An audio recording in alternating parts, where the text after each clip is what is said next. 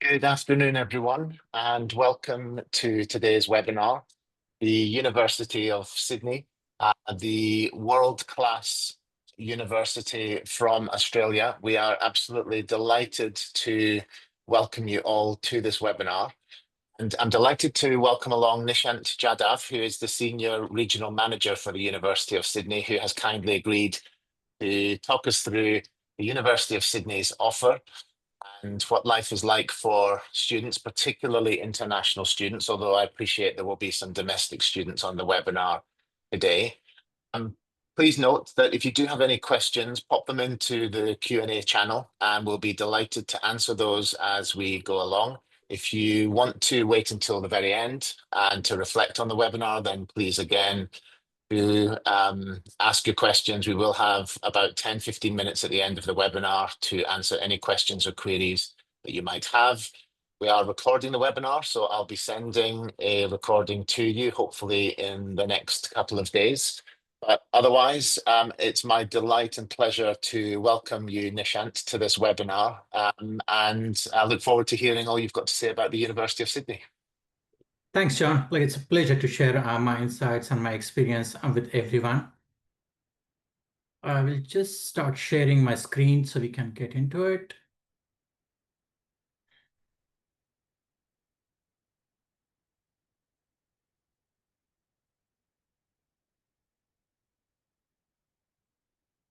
Okay.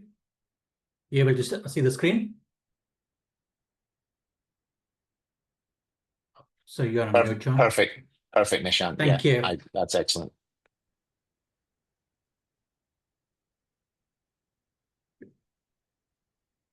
Yep. Before we commence, we recognize and pay respect to the elders and communities past, present, and emerging of the land that University of Sydney campuses stand on.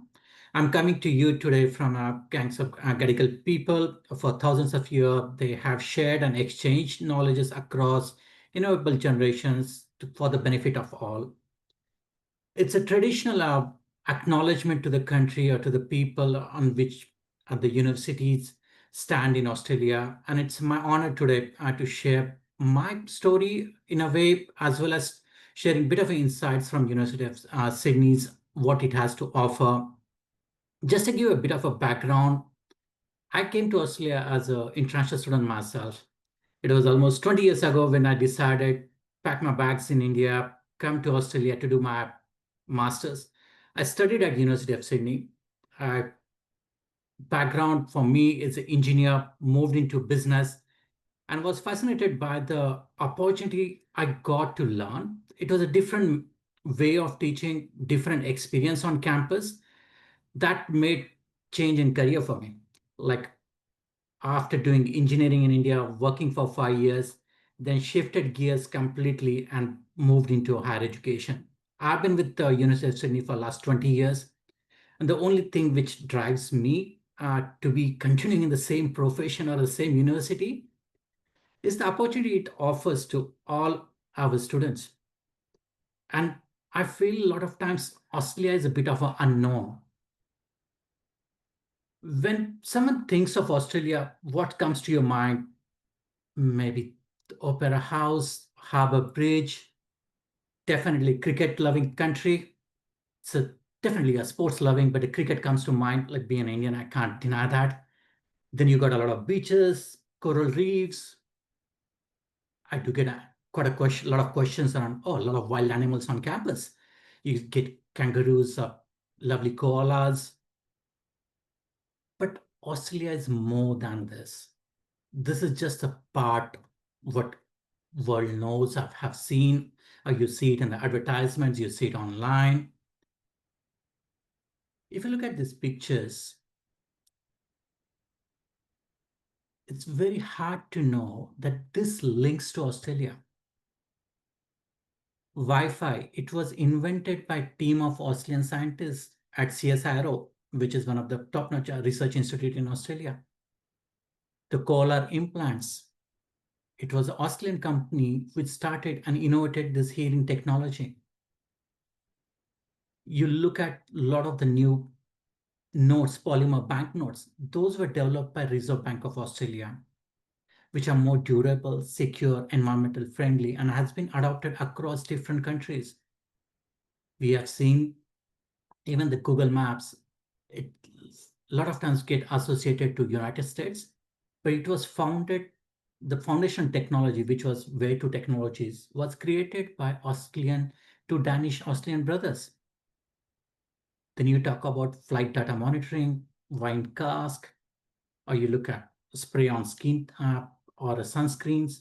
These are all products developed in Australia by the scientists who are either worked at one of the top-notch Australian universities, worked in collaboration with the researchers across the globe. All this research is coming out of Australia. And definitely, it's in a continent nation. It's a massive land. But you're looking at unique wildlife on camp in Australia. You're looking at number of beaches. I think we did a bit of a counting around this. If you have to visit one beach every day, it will take almost 29 years to visit all the beaches in Australia. Biodiversity, definitely there are also more stricter biodiversity laws. You might get caught at the airport if you're carrying anything from the country you're coming in. You'll have to declare whatever you're bringing in, and it's very strict biodiversity law because of that.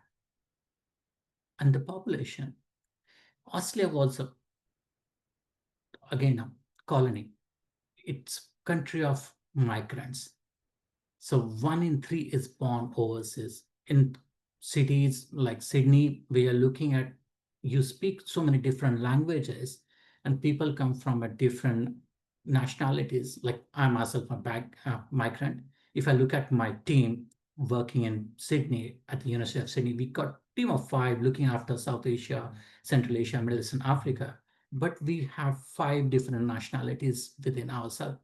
I got a team member who has moved here from Nigeria, someone who has moved from Jordan, someone who has moved from Vietnam. So you're going to see those different cultures, whether you're working in Australia or studying in Australia. Just diving into a bit of a Sydney as a city. As I said, Sydney is one of the largest city in Australia. If you look at Australia, a big continent, but there are 6 or 7 major cities where you're going to find 70 to 80% of the Australian population is situated, whether it's Sydney, Melbourne, Brisbane, Perth, Canberra. In fact, a lot of times people think Sydney or Melbourne is Australia capital, whereas Canberra is the Australia's capital. It's a defined, well-planned city under Australian Capital Territory where all political situations, or you can look at parliaments, are all the decisions made there. But in terms of a population, number of businesses, where you're going to find a lot of jobs, you're looking at either Sydney, Melbourne, Brisbane, or Perth as a 4 big cities, as well as Adelaide. Just diving into University of Sydney. It was established even before Australia became a country. It was still a colony. So in those years, if someone wanted to study, they had to move all the way to UK or somewhere else. And that was not good enough. That point in time, it was decided that you need to have a foundation for studies here within Australia. And that's when the chancellor there decided to make University of Sydney as the first university. I think there's a joke between us and University of Melbourne a lot of times. It was a bit of a first mover advantage, and University of Sydney was established in 1850, whereas Melbourne got 1 year later. And the Sydney always gets referred as the first university in Australia. Yes, we take that any day.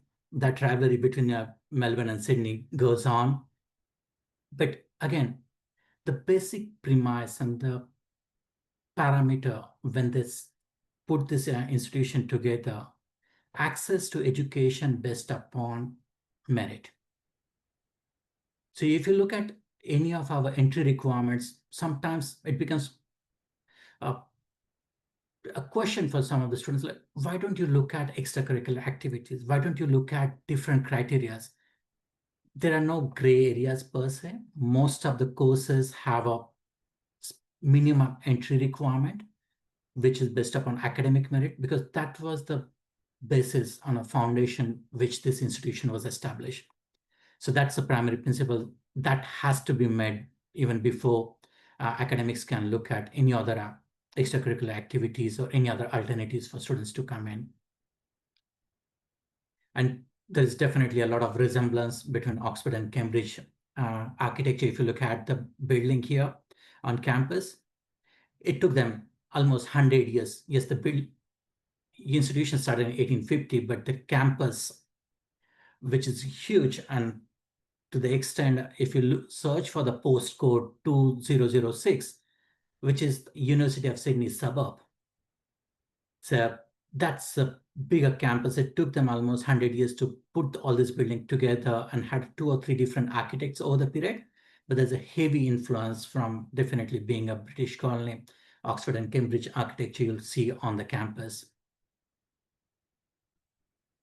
Just a bit of a snapshot. The major campus for us is Camperdown and Darlington, where you're going to find most of our courses offered. But we do have Conservatory of Music, which is next to the Sydney Harbour Bridge. We do have a business school CBD campus, good access to all the corporates there. Even the Camperdown and Darlington campus is 10 minutes away from Sydney CBD. But we do have 2 another campuses which are slightly away from a city center. One is our Westmead campus, where we do have a strong research in health and nursing areas. There is another campus in Camden, where agriculture and veterinary sciences courses are offered and the research happens that area. And students have access to all the campuses depending upon where they're studying or what courses they're taking and the research facilities they have. Just a quick overview, the ranking wise, university has been ranked top globally throughout the years. A recent ranking as per the QS, 25th in the world, first in Australia for best global universities rankings. The ranking varies year on year, but what we normally have seen, it's always been in top 2 or 3 within Australia or up top 25 worldwide. Another thing which we have seen a lot of times for the student, especially at the undergraduate level, when they're looking at a specific course areas, where does my course rank? How does it differ? Like, yes, institution have a ranking, but what is the University of Sydney is known for? What are you known for? Like, it's really a hard question for me to answer a lot of times, because there are so many different areas which are ranked top 50 globally, whether you're looking at arts and social sciences, you're looking at a finance, business, or medicine, architecture, law. So the different varieties which university offers have been consistently ranked top 50. I've just listed the which are in top 50, but the list goes on depending on the area one is interested in. And for the reference, these are the QS subject rankings, which we normally refer to.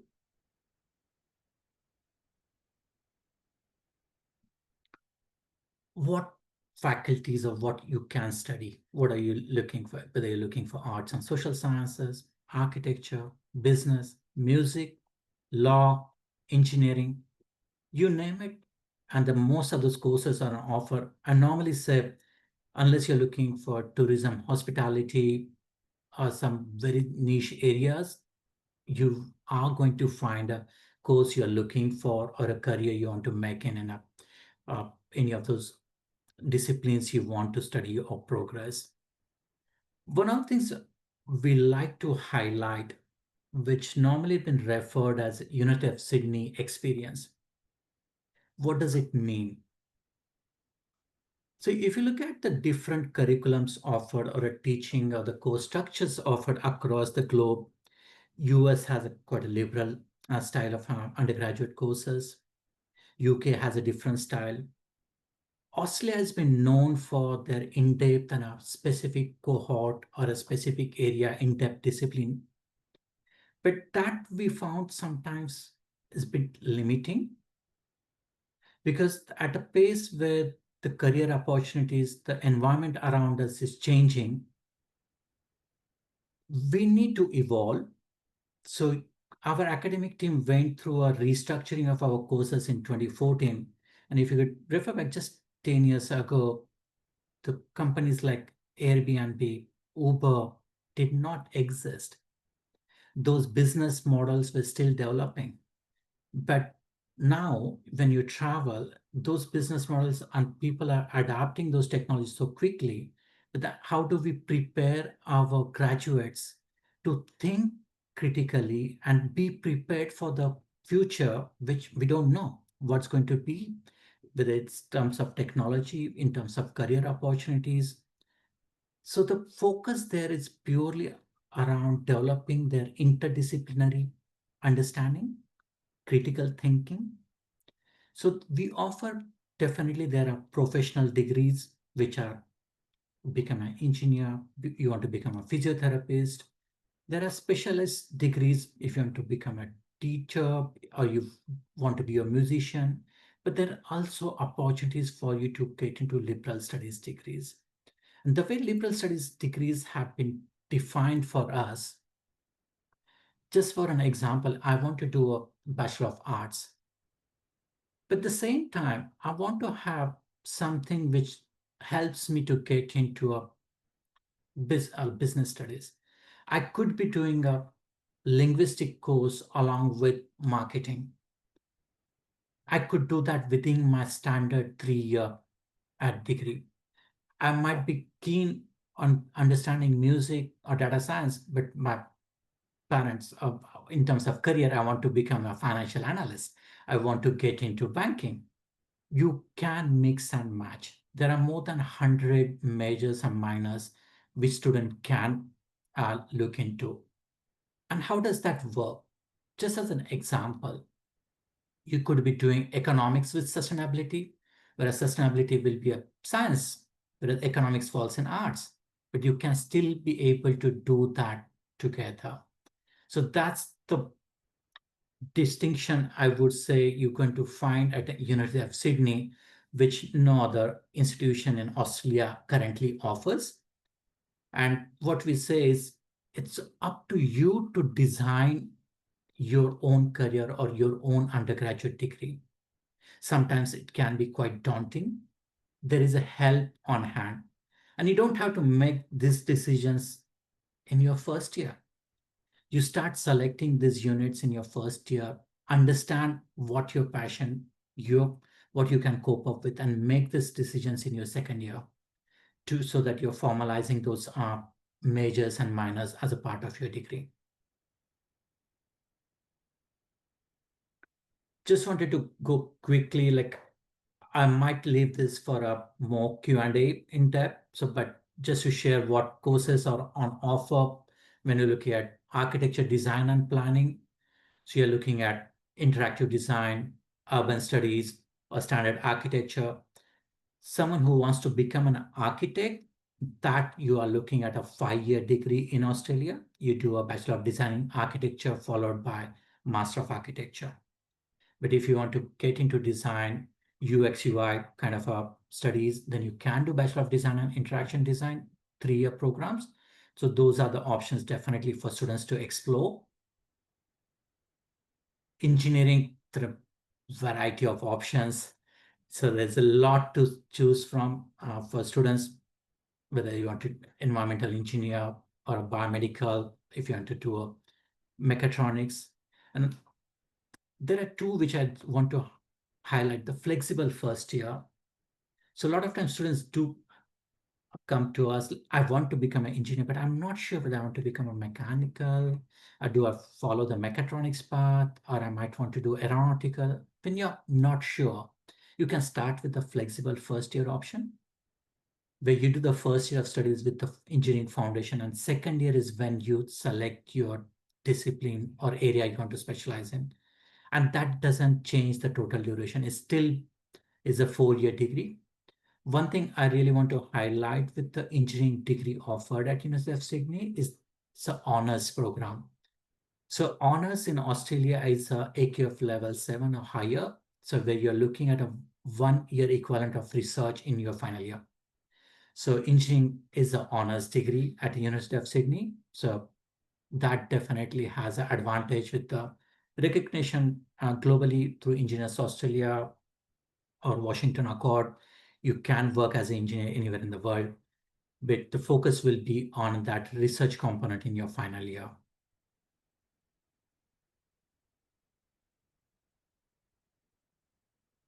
So also within engineering and other areas, you'll find the Bachelor of Advanced Studies. So you'd have seen Bachelor of Science, Bachelor of Commerce, Bachelor of Arts, which are the standard 3-year courses. But if you want to do a research in that, in those areas, then you can combine with the 4th year, which is the Advanced Studies year, where you can do a additional major, or you can do the 4th year as a complete research year. That option is available where you don't have a compulsory honors. Like as I said, engineering, it's a compulsory honors. You have to do that honors. Whereas in science, commerce, economics, it's not a compulsion. But if you want to do that, you can select that 4th year as an honors year. An advantage of that would be like if you want to get into PhD after finishing your bachelor's with honors, you can apply for a straight PhD if you got a first class honors. You don't have to do a master's because you would have done a 1-year equivalent of research in your honors year. So that's the pathway a lot of students do select if they are looking for a PhD in future. In business school, the course which you offer is a Bachelor of Commerce, but under that, you got a different areas of specializations or majors for students to select. We name it accounting, finance, business analytics has picked up a lot in recent years, and students are combining that with marketing or international business, depending upon what career outcomes they want to follow. Medicine and health, it's exhaustive list. Like one of the things I just want to highlight, medicine and dentistry at University of Sydney, it's a graduate program. You do have option of coming into medicine or a dentistry straight after your high school, but the number of places, they are very limited and are very competitive. You're looking at 10 places for Bachelor of Science and Doctor of Medicine, and similar for Doctor of Dentistry. But majority of our students come after they finish their bachelor's. They would have done Bachelor of Science with a biomedicine or medical sciences, and then do the GAMSAT, which is the entrance exam. With that, they apply for Doctor of Dentistry or Doctor of Medicine if they are following that pathway. But one of the areas, especially after COVID, allied health has picked up a lot in terms of student interest or career opportunities. In that, you've got a physiology, physiotherapy, exercise physiology, exercise and sports science, occupational therapy. Those are the areas definitely we have seen a lot of interest coming from students. And all these are 4-year courses for students to do, and those are accredited within Australia. Again, Bachelor of Science, standard continuous. One of the things which with science, which we wanted to focus on is work integrated learning. And the science has come up with open learning environment, OLEs, because science offers roughly around 30 to 40 different majors. A lot of times it's very difficult for students to understand, is this for me? Someone is really interested in genetics, but is that what I want to do? Those students can do what we call a 0 credit units, open learning environment.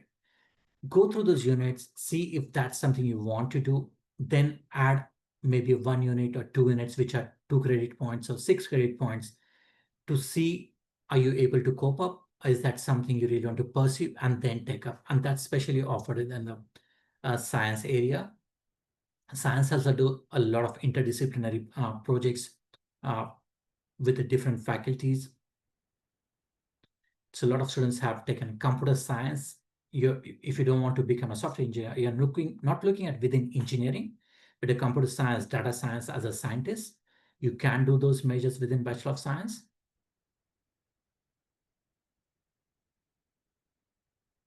Bachelor of Arts is again a massive options for students.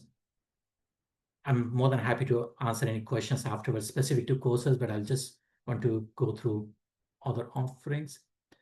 One thing which has been a fundamental from our academic board is having the work integrated learning options across the degrees. Like in engineering, it's compulsory. You have to have 400 hours worth of documented work done over the 4 years. And it can be paid, unpaid. Some of them are not necessarily within their industry per se in engineering, but that's a compulsory component. Without that, student can't graduate. But there are degrees like arts, commerce, science, where it's not compulsory. But then there are opportunities being created for students to engage and have internship, industry placement programs. And the industry placement programs work quite differently with Sydney. These are credit bearing industry placement programs. So instead of doing one of your elective unit, you do a project with the company. You can do that during your standard semester, or you can do that during your semester or winter breaks. And those are graded and those will be on your transcripts. And again, one thing which I realized after coming here, it's not always about the studies. There is a lot of learning which happens outside of your classrooms. Like Sydney, just to give an example, university, we got 75,000 students. Out of that, roughly 35,000, 45% are international, and they come from 150 different countries. So you're in a classroom, any subject you take, you will find minimum 10 different nationalities which you're sitting with. And I think students coming from UAE will not be any different, like you have so many expats and different nationalities there. So that experience definitely is highlighted and more exponentially benefited when you're here on campus. So it's a very multicultural campus, as I said. There are more than 200 different clubs and societies for students to engage in. And those vary from your professional to your interest. We got a chocolate lovers society. To the other extent, you got a 360-degree consulting society. You have Korean barbecue lovers society. And if you come on board and you think there is something which is missing, you're more than welcome to open it.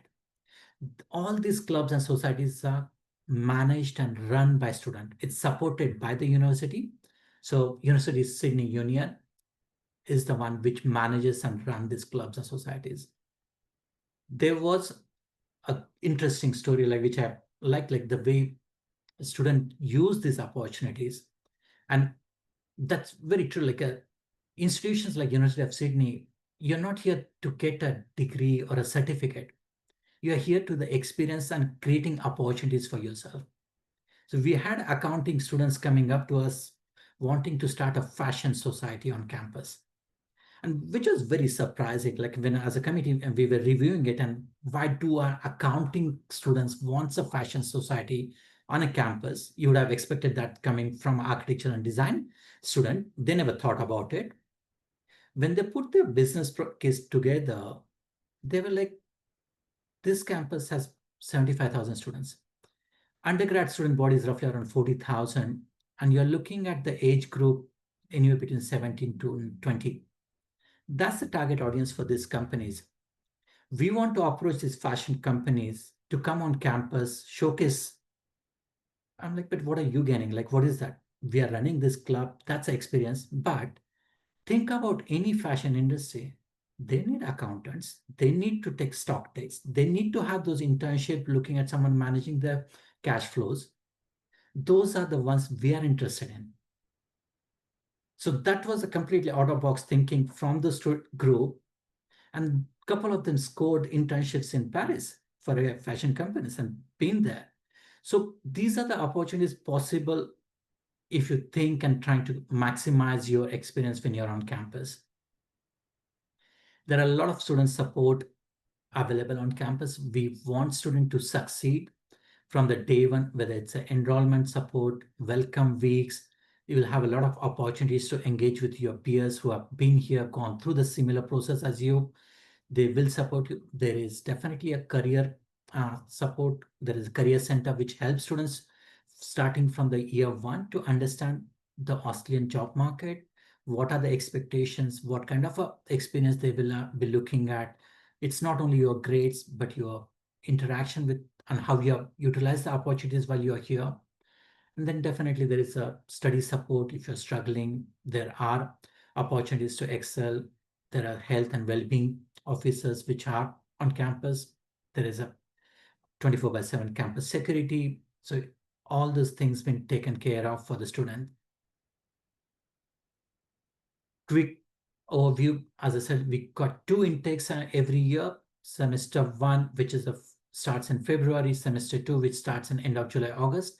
Again, a lot of times because of the nomenclature, there's a confusion. It's semester 1, semester 2, any different? If the course is offered in both the intakes, it doesn't matter. Whether you're starting in February or starting in July, both the intakes have the similar graduate outcomes or opportunities for you to study. If the course has a specific structure and needs to follow, those courses are offered then only in semester 1. So you'll find most of our medicine courses, physiotherapy, those courses have only single intake in February. They will not have an intake in July, August. But your standard arts, engineering, science, commerce, architecture courses will have an intake at both the times. The standard application closing deadlines for the February intake by end of November, early December. For July intake, applications close in May. Academic requirement, as I said, you're looking at IB, A levels, or SAT. We do SAT is not compulsory, but we have seen more and more because a lot of students have taken SAT. They do submit SAT scores, which are beneficial, especially with the IB A level students, where official results sometimes come in July and August, and they want to start for a July intake. SAT scores comes quite handy for them. You can get an unconditional offer based upon your SAT score and your predicted grades from IB or A levels to start in July. You don't have to wait for the following year, but it's an option. It's not compulsion for a student. One of the things I do get asked a lot of times is English proficiency test a requirement? When you look at English proficiency test for Australia, it's a twofold. It's a requirement for entry into the program, but also a requirement for a student visa if you're coming as an international student and applying for a student visa. There are very few countries which are Department of Home Affairs which assesses your student visa, exempts it. If you're studying in US, Canada, UK, Australia, and if you're at an IB A level in that country, then the English has been exempted. Otherwise, Department of Home Affairs expects you to submit either IELTS, PTE, or a TOEFL, one of those, when you apply for your student visa. Just touching upon the scholarship, there are different options available for the scholarship for student. The one which I really wanted to highlight is Sydney International Undergraduate Academic Excellence Scholarship. It's full scholarship for 4 years, 100% tuition fee offered to 40 students globally every year for 4 years. It's a normally split 2020, so 20 students in semester 1, like those starting in Feb, and 20 students who are starting in July. And the criteria for that is academic excellence, diversity of programs they're applying for, and diversity of curriculums. So this year we had students with IB 45, 4 A stars, but again, not all of them will be getting the scholarship if you all applied for engineering. If someone is applying for music, that will be ranked separately. Someone is applying for education, that will be ranked separately, because we're looking at a cohort which comes for a diversity of curriculums as well as diversity of programs. Another one is Vice Chancellor's International Scholarship. For this one, you don't need to make an application. This is based upon academic rank. And it's not a full tuition fee. It's for the first year only. So there are $60,000, $40,000, or $20,000, different levels of scholarships offer for the first year of studies. So definitely, as John mentioned, like I will be sharing this deck with you for you to go in detail if you have specific questions around scholarship or anything you want to discuss in detail. There's also a Sydney International Student Award. This is specific to certain countries to support whether students in a financial need or they're looking at a different support areas, or there are curriculums which are not normally accepted, or we are looking at their rankings may not be in line with others. So these are the areas where for this one student need to apply. There are different criteria listed on the website, and student can apply for this particular scholarship, which gives them a 20% for the entire duration. There are on-campus accommodation available for the students. It's not guaranteed. It's a first come, first serve. There is a support available for students to whether looking at university residences, colleges, or independent run housing around the campus, which have managed. So there are 9,000 places, but as I said, we got 35,000 international students. So definitely it's not guaranteed for everyone. We normally would advise students to apply in advance. If you're looking for a February, start applying in August or September for accommodation if you're looking at on-campus. There is also accommodation team which helps students to connect with the private providers around campus, which are vetted and can connect students supporting with that. So I might stop here, John, and then it might be easier, and then more than happy to come back. Thank you, Nishant. And just a reminder to everyone, I'm John Milne. I'm based here in Dubai, and I work exclusively with Australian and New Zealand universities, providing students and families with free support services. It's a delight to have Nishant, who's the Senior Regional Manager for the University of Sydney, on the webinar today presenting. And I also just want to introduce Jan Williams, who is the head of sixth form at Repton Al Barsha here in Dubai. Jan is joining us today because we felt that it was really interesting to give the perspective of the families and the students that are applying to Australia and New Zealand, and to hopefully have some input in terms of some of the key questions that Jan gets asked, and we'll be coming back to you in a moment, Jan. And one final reminder, please do put any questions or any queries that you have into the Q&A channel. We've already got one coming in. So please do enter those in. You will be getting a recording of this video, so please don't worry if you've missed any of the slides. But Jan, just let's kick off with you, if I may. Obviously, you're getting a lot of questions from students and parents on a regular basis, particularly about Australian universities. What are some of the common questions that you get asked? Hi, thanks, John and Nishant. Nice to see you both. Actually, a lot of the ones that Nishant did cover in his presentation. But one thing that comes up very frequently is, are the degrees from Australia globally recognised? I would say that's probably the most common question that I get. Yeah, definitely. I think one of the things which we normally ask students to check what degrees you're looking for. It's a professional accreditation or recognition of your degree in your home country, because these are two different aspects. Like engineering, definitely most of the Australian institutions will have registered their engineering degrees with Engineers Australia. That's recognized. But when you're looking at medicine, dentistry, those are recognized in Australia, but then whether the recognition bodies in your home country have that recognition, it's a different scenario. Those professional accreditations are controlled by those bodies. But if you're looking at the quality of education or a degree you're going to get, whether it's recognized, yes, it is. But the distinction comes when it's a professional recognition. You have done law, law is recognized in Australia. Also, because it's a common law country, you can practice in UK if you do the exams there, or same in Canada, but you have to go through that accreditation process separately. Thanks, Nishant. That was really clear. There is another one that crops up a lot as well, not just for Australia, but particularly for Australia. You touched on IELTS and TOEFL. Now, obviously, if you've got students who do a British curriculum, albeit not in the UK, you did mention some countries.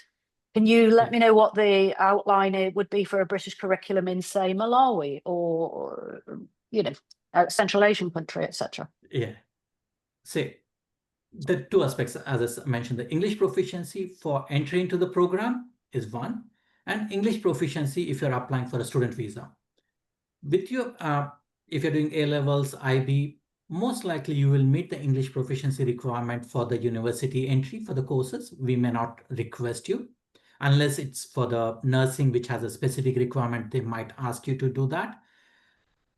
But when you come to apply for, and that's when the student get slightly confused, you apply for a student visa, Department of Home Affairs only identifies if you have studied in US, UK, Canada, and sorry, I forgot one more. So there are 4 countries which listed on their website.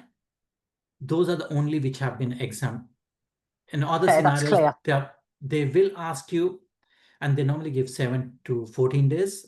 So we normally advise students it's better for you to have them ready, if not for the application, but at the time of student visa. Excellent. Can I ask you one last one? SAT and ACT, many of our students, I'm sure many people in the UAE, many of our students do it anyway. Some of them do it just as a personal challenge. I can't imagine why you would do that. But if they have a good SAT, ACT, and they're doing A-levels or DP, it could be, how important is the SAT or the ACT to their application?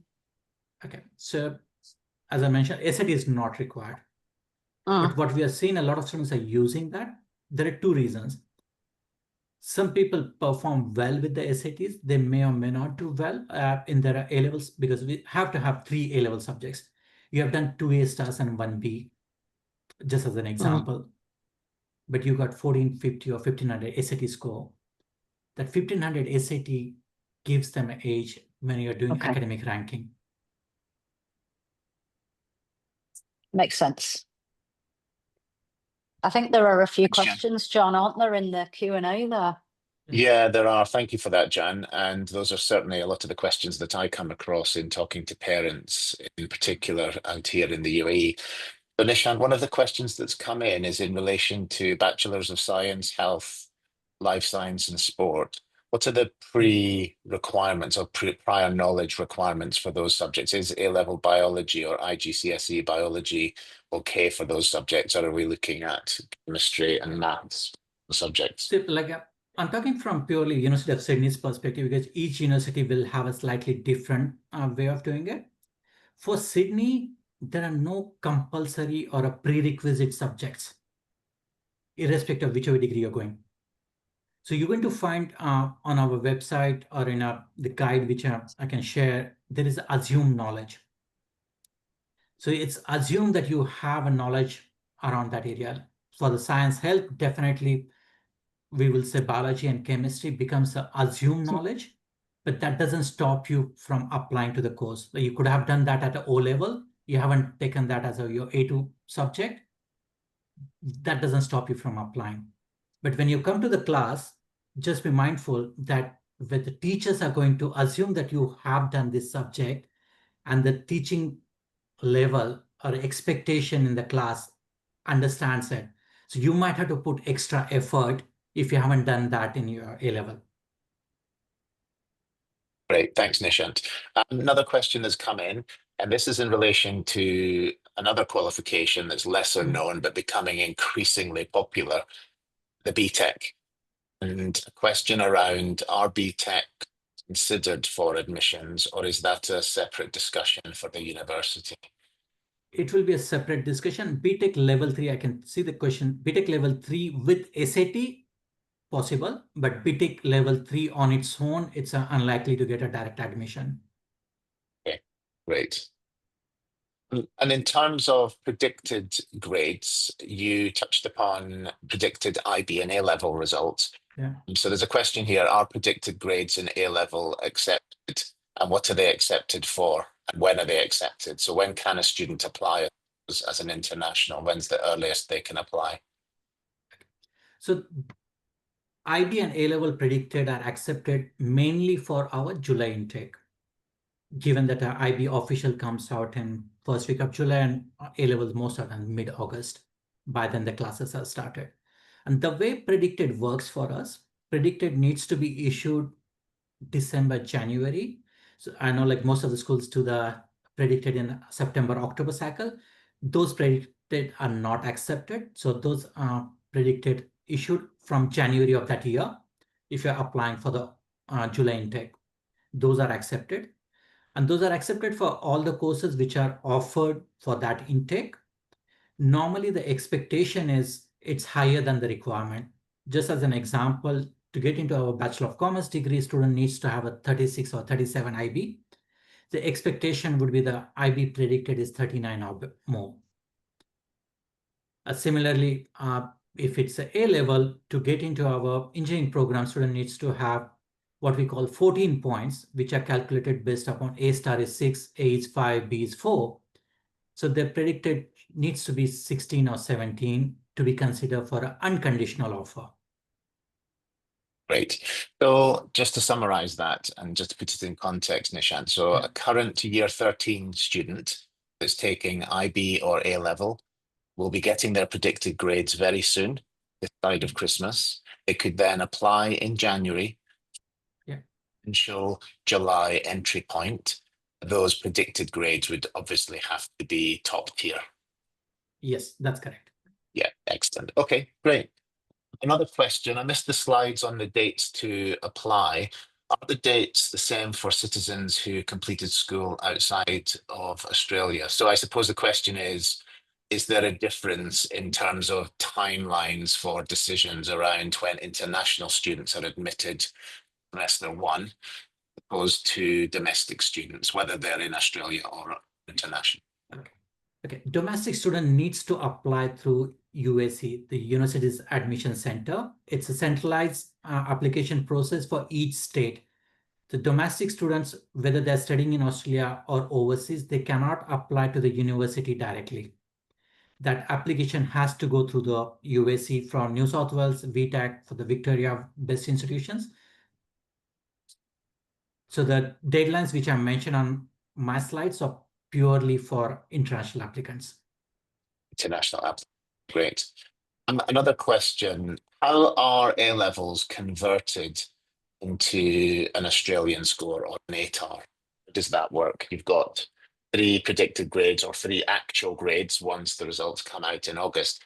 The universities convert those into an ATAR result.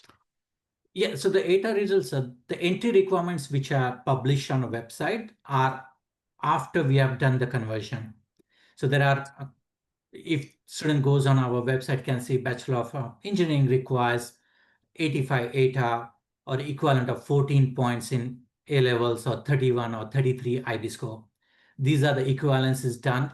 And that's the schedule created by University's Admission Center, not by the university per se, but the state level admission center, which goes through all the qualifications across the globe, whether it's an Indian CBSE or A levels, IB, or you're looking at South African curriculum, all the curriculums which are accepted for a direct entry, that schedule is created for the equivalency.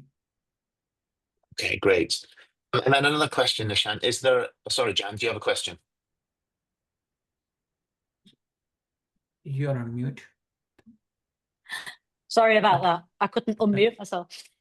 Just adding on to the back of that, though, I think to clarify a little bit more about what John asked. So our highest grade is an A star. What would that equate to in points? That's 6. And does it just go down then 5, 4, 3, 2, 1, 8? Yes. Okay, thank you. Okay, thanks, Jan. So another question, Nishant, is there a July intake for law? Yes. Law is a combined degree for us, Bachelor of Arts and Law, Bachelor of Commerce and Law. Great. Okay, that was an easy answer. I like that question. So another one, in relation to admissions for law degree, Would the British LNAT qualify the application process, or is there a separate exam that needs to be taken for law? No, it will be purely based upon their A levels or IB or SAT score. Great. Okay. And then another question, final question, I think, at the moment. And when you say we are supposed to have pre-knowledge for a subject, does that mean at A level or GCSE? So I suppose for subjects like medicine, is it okay to have GCSE chemistry but not A level chemistry, just to make it quite simplistic? Or does all of the pre-knowledge or prior knowledge have to be an A level qualification? A So it's level. okay to okay, so it's okay for them to have IGCSE level, but one thing what I just want to highlight is because you could be sitting in the class where the others have done A level, you might have to do additional efforts to compete with them. That's the only difference. Great. Okay. And Nishant, whilst we're on the topic of academic entry, you touched on foundation courses previously and maybe lacking a bit of prior knowledge. Can you just explain a little bit about what the foundation courses are that are available at the University of Sydney for students that may not have certain requirements, but certainly want to follow a bachelor's degree? Yeah, so a lot of students are what we've seen as they do foundation after either O levels or year 11 of studies. They can go for a 1 year of a foundation, which is equivalent of Australian high school, like year 12. So you could do for a 1 year of a foundation, then get into first year of bachelor's. That option is available for most of our degrees. A student do 1 year foundation, followed by the 3 year or 4 year of the standard bachelor's. Okay, great. Thank you. And Nishant, if a student is applying, let's say at the end of this year, they're year 13, they've just got their predicted grades, and they apply for a Bachelor's of Commerce, how quickly are they likely to get an unconditional offer? Is it months? Is it weeks? Quickly, how long do students have to wait to get a response? So normally it takes up to 4 weeks, depending upon when you applied. If you're applying in January, while we are finalizing and closing our Feb intake, it might take slightly longer. If you applied in Feb, within 4 weeks, you should be able to get an answer back. Great. And then another question coming in from a domestic student, Nishant. So still not clear. An Australian passport holder studying overseas with A levels still applies via the UAC or the Yes. state tag. Yes. But that's a lot clearer. Jan.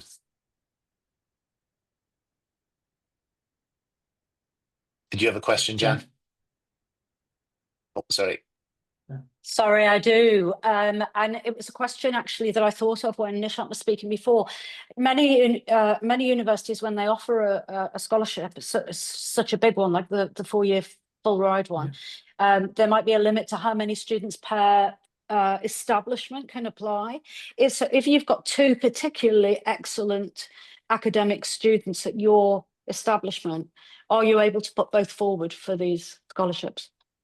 Yeah, and it's not limited to particular school or a curriculum. It's limited in terms of particular degree course. Like we're not going to offer, if both of them are applied for, let's say, Bachelor of Advanced Computing, no, it's very unlikely both of them will get it. But one has applied for engineering, one has applied for science, and if they're good, they can secure that.